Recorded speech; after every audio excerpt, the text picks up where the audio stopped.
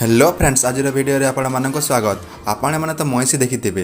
आपण माने जानिछन्ते कि गोटी महिषीर दाम 21 कोटी। हाँ फ्रेंड्स, एमिति महिषी दुनिया रे अछि।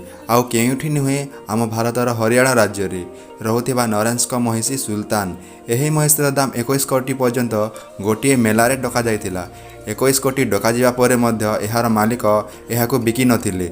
आपण माने भाबुथिबे एते टंका देबाकु राजी थिले मध्य एहार मालिक एहाकु काहेकि बिकी नथिले।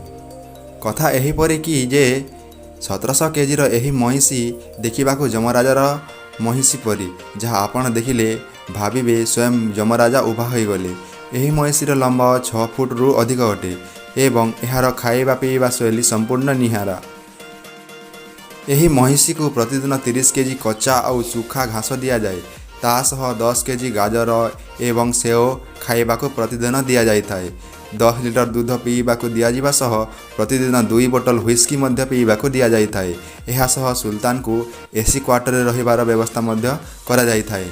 आपण माने भाबुथिबे एते खर्च करी एही महिषी को लाभ कौन? तेबे जानि रखंतु जे एही महिषीर मालिक प्रति वर्ष महिषीर शुक्राणु बा स्पर्म बिकी 1 कोटी रु अधिक रोजगार करिथांती। सेहिथिपाई महिषी को मालिक बिकु नाहंती। सो फ्रेंड्स, आपण एही फैक्ट विषय रे जानिथिले कि? जदि जानि नथिले ताहा हेले एही परि फैक्ट विषय रे जानिबा पई आम चैनल को सब्सक्राइब करंतु एवं पाखरे थिबा बेल आइकन टी को चिपि दियंतु, जहा द्वारा आम वीडियो रो नोटिफिकेशन आपण मानक पाखको शीघ्र पहुंच।